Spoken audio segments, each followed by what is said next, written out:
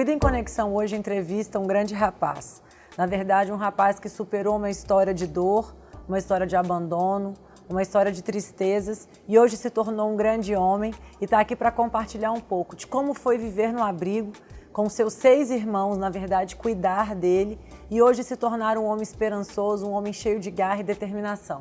É o Leonardo e eu queria compartilhar com vocês essa história. Tudo bem? Tudo bom? Tudo jóia, Leonardo. Eu queria que você contasse um pouco pra gente.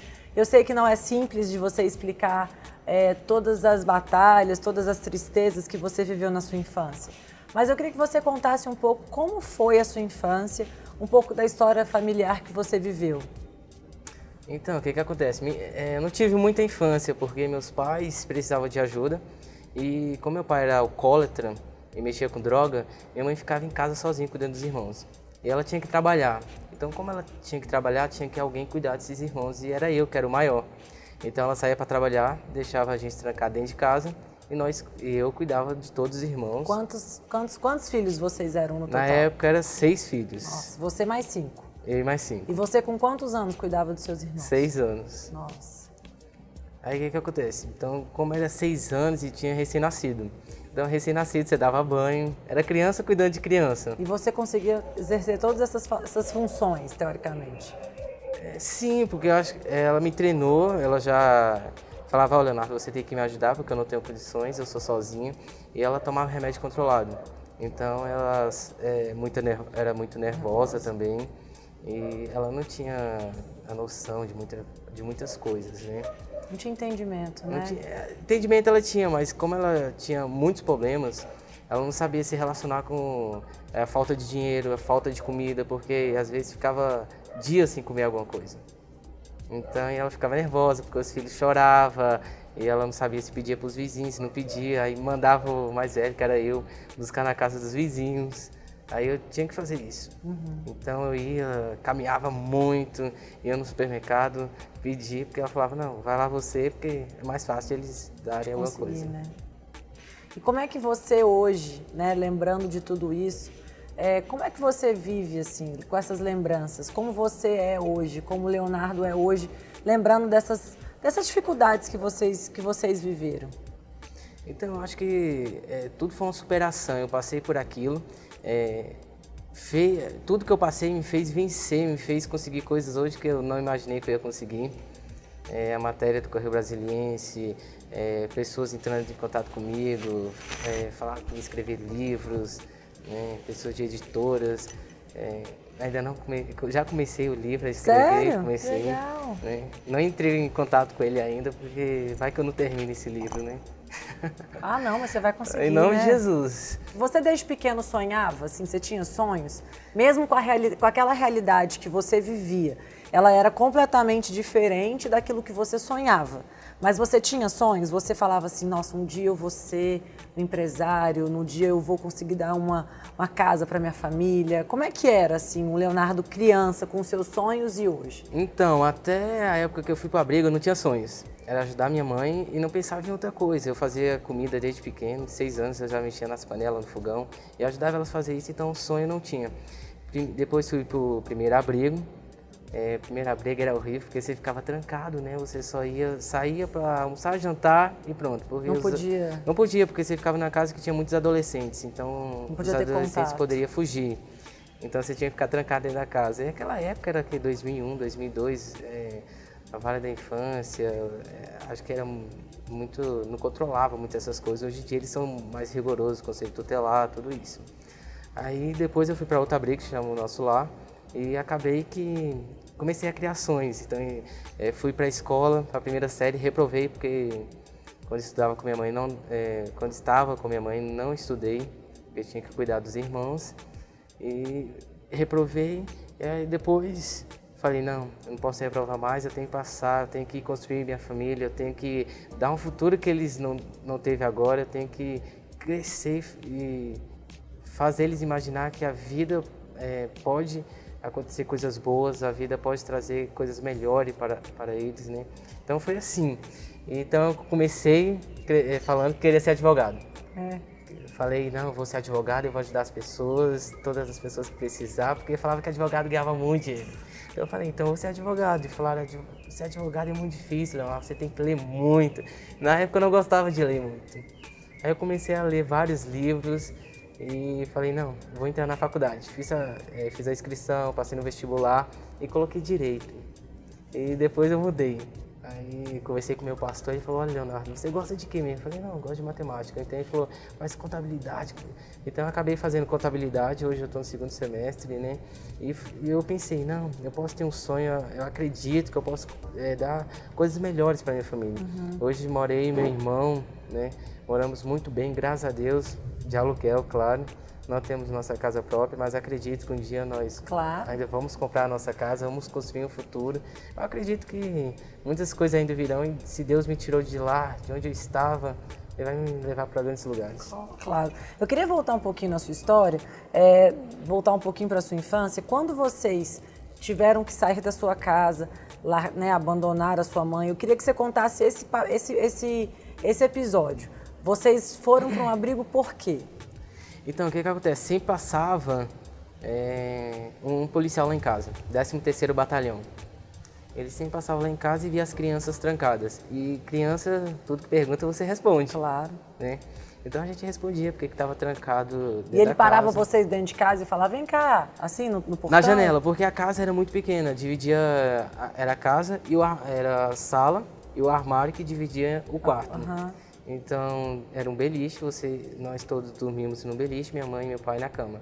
E, às vezes, colocava um colchão no chão para completar, para todos conseguirem dormir. Então, falava que passava rato dentro da casa. Nossa. A necessidade era muito precária, a louça, não lavava a louça, a louça era muito suja, então não tinha condições de viver naquilo, né? Então os policiais sempre passavam lá, às vezes dava comida, né? Ia comprar pão, leite e dava ali pra gente se alimentar. E às vezes não tinha nada, então ficava dentro de casa trancado e era melhor dormir. Porque aí dormir você não sentia fome. E como é que foi essa denúncia que fizeram para que vocês fossem pro abrigo? Então a denúncia foi feita pela comunidade. Então várias pessoas olharam aquela situação. Todos os vizinhos sabiam daquela situação, viam sua mãe saindo para trabalhar e deixando você cuidando das crianças? Eu acho que na verdade o que acontece? Vizinhos, muito não, porque nós morávamos na Fercal na época e os vizinhos também tinham uma situação muito ruim. Mas a comunidade em geral, assim, ao redor, elas sabiam da situação? Sabia da situação. Eu creio que foi denunciado pelo motorista, né? Ele trabalhava e acho que ele morava ali perto, ele fez a denúncia. Aí a denúncia, o Conselho Tutelar parou na porta, não tinha os pais ainda em casa, então o Conselho Tutelar ficou esperando eles chegarem para entrar dentro da casa e retirar todos nós, né? E aí fomos pro abrigo, procurar um abrigo, porque esse abrigo que eu passei a maior parte da minha vida, eles não aceitavam as crianças eles só aceitam crianças de 0 a 3 anos. Então a gente tinha que procurar um abrigo para ir ainda. E como é que foi esse momento que você descobriu que você ia ter que abandonar, mesmo que precariamente, a sua casa, mas era a sua casa, você tinha uns irmãos que você, na verdade, cuidava, a relação de vocês deve ter ficado bem forte, né? Vocês tiveram que se unir para conseguirem sobreviver. E como é que foi a possibilidade, talvez, de vocês serem separados? Eu sei que existe muito, às vezes tem que ter vagas, né? Às vezes tem vaga em alguns lugares, outras não, então tem que separar 2 de 2. Como é que foi isso para você? Alguns dos seus irmãos foram adotados? Como é que foi essa transição, essa mudança constante na sua vida, assim? Quando fomos para o abrigo, eu falei, não, agora que só tá eu e meus irmãos, eu vou cuidar deles. Então assumi o papel de pai deles. Então não me vejo nem como muito irmão deles, vejo como mais o pai deles, que briga com eles. Um cuidador, né? Enche o saco deles, vai para a escola, faça isso não tá certo, isso tá errado. Então eu tomei esse papel.